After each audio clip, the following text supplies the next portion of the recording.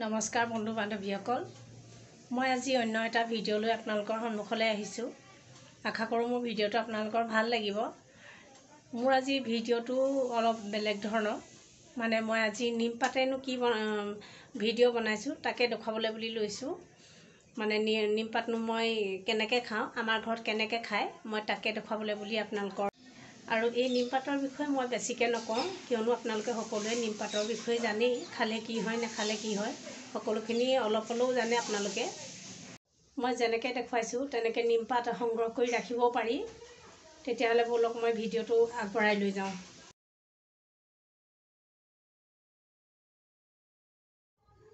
আৰু মই এইপিনে এয়া নিমপাতখিনি চফা কৰিছোঁ, এখিলা এখিলাকৈ ভালকৈ চাই মেলি পানি মই এই গামলাত থৈ গৈছোঁ। কিয়নো বাৰিষা বতৰ, পোক পৰুৱা এতিয়া বহুত হৈছে, সেইকাৰণে মই ভালকৈ চফা কৰি ধুই ল'ম এবাৰ।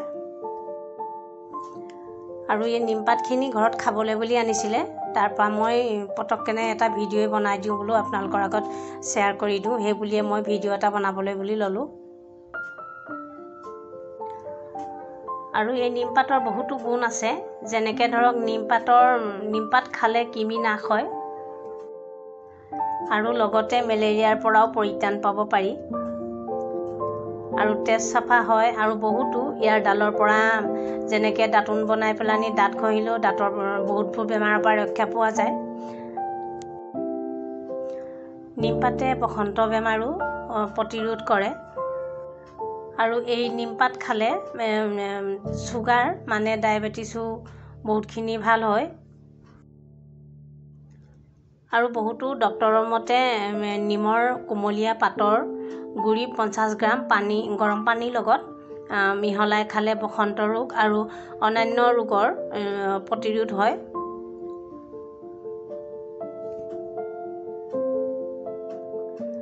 আৰু এইপিনে মই এয়া এটা মিক্সি বাউলত অলপমান নিমপাত মই এতিয়া মিক্সিত গুড়ি কৰি ল'ম, ধুনীয়াকৈ পেষ্ট বনাই ল'ম।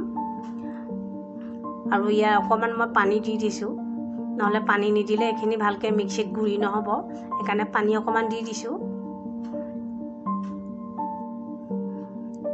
আৰু এয়া চাওক, মই ধুনীয়াকৈ এইখিনি এতিয়া এটা ধুনীয়া পেষ্ট বনাই ল'লোঁ।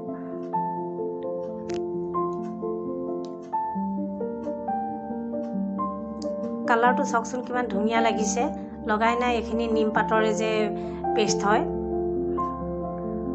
এতিয়া মই ইয়াত অলপ পানী দি দিম, কেলৈ ইয়াৰ ৰসটো উলিয়াব লাগিব, সেইকাৰণে অলপ পানী দি দিছোঁ। আৰু পানীখিনি মই এতিয়া ধুনীয়াকৈ এইখিনিত গুলি ল'ম।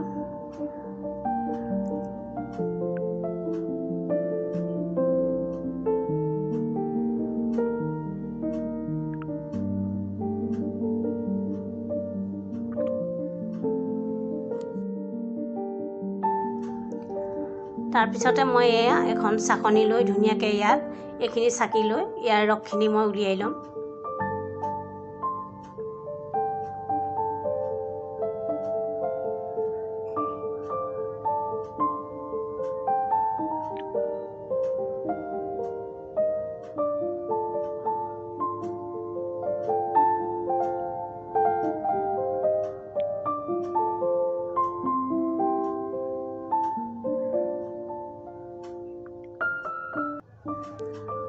আৰু এই নিমৰ ৰসখিনি যদি কাৰোবাৰ জণ্ডিছ হৈছে তেতিয়াহ'লে খালে বহুতখিনি উপকাৰ পোৱা যায়। এতিয়া মই এইখিনি ছাইড কৰি থলোঁ, আৰু এতিয়া এয়া পাতখিনি মই লৈ আহিছোঁ। এই পাতখিনি মই কেনেকৈ বনাওঁ তাকে দেখুৱাম আপোনালোকক।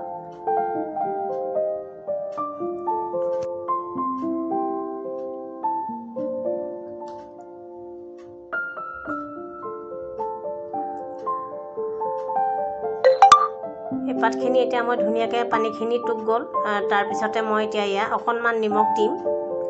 নিমখ অকণমান দি পেলাই অকণমান সানি ল'ম, খাবলৈ ভাল লাগিব। শুকোৱাৰ পিছত যেতিয়া মই ভাজাৰ পিছত এইখিনি খালে অকণমান নিমখীয়াৰ ভাৱ এটা আহিব, তেতিয়া খাই ভাল লাগিব।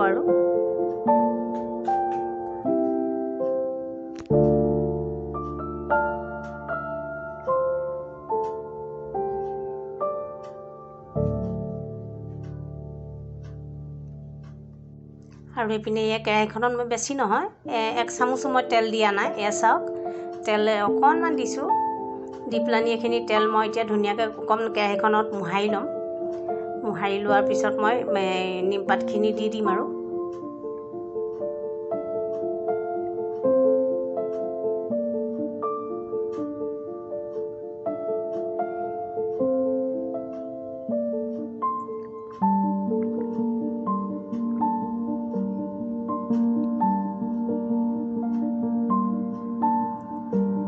বেছি 10 মিনিট ভাজিলে মানে নিমপাতখিনি খুৰখুৰীয়া হৈ যাব আৰু খাবলৈও ভাল লাগিব। তেতিয়া মই এইখিনি নিমপাতখিনি ল' ফ্লেমত গৰম কৰিছোঁ। আৰু কি জানেনে, এই নিমপাতে যদি আপোনালোকে মূৰ ধুৱে, মূৰৰ উফিও নাইকিয়া হয়। তাৰপৰা মূৰত যে চুলিৰ মাজত কিছুমান সৰু সৰু ফুহাৰ নিচিনা হয়, সেইবোৰো নাইকিয়া হৈ যায় আৰু লগতে ওকণিও নাইকিয়া হয়। আৰু সৰু সুৰা যি মূৰত ঘাঁৰ নিচিনা হয়, সেইবোৰ নাইকিয়া হৈ যায়। চুলি সৰা আৰু মূৰৰ ছালৰ বেমাৰৰ পৰা ৰক্ষা পোৱা যায় ইয়াৰ পানীয়ে যদি গা ধোৱা বা মূৰ ধোৱা হয়। এই নিমপাত যদি সিজাই পেলানি তাৰ পানীয়ে যদি গা ধোৱা হয়, তেতিয়াহ'লে গাৰ ছালৰ বেমাৰো নাইকিয়া হয় আৰু বহুতবোৰ মানে ফল পোৱা যায়। এই নিমপাতৰ বহুত মানে ভাল গুণ আছে। আৰু এয়া চাওক, পাতখিনি হৈ গ'ল। এতিয়া এয়া মই ধুনীয়াকৈ প্লেটখনত লৈছোঁ আৰু ইমান ধুনীয়াকৈ মানে খুৰখুৰীয়া হৈ গৈছে। পাতখিনি ইমান ধুনীয়াকৈ তাৰমানে কুৰকুৰীয়া হৈছে। এয়া চাওকচোন।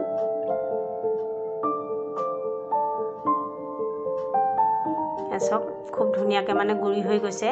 এনেকৈ অলপ পাত যদি আপোনালোকে কেৰাহীত গৰম কৰি এনেকৈ গুড়ি কৰি বটলত ভৰাই থ'লেও ইয়াক সময়ত আপোনালোকে খাব পাৰে, সময়ত উলিয়াই পেলানি খাব পাৰে। আৰু এইপিনে এয়া চাওক, এইখিনি এইখিনি আপোনালোকে এনেকৈ উলিয়াই পেলানি ফ্ৰিজত থৈ পেলানি 4 দিনৰ কাৰণে ব্যৱহাৰ কৰিব পাৰে, কোনো বেয়া নহয়।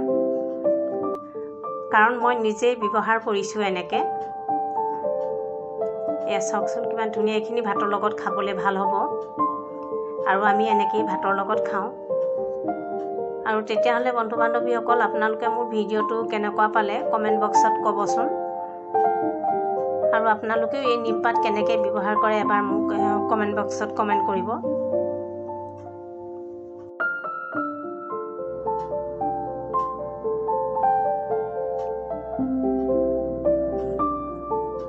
তেতিয়াহ'লে মোৰ ভিডিঅ'টো আজিলৈ ইয়াতে সমাপ্ত কৰিছোঁ। ভালে থাকক, কুশলে থাকক।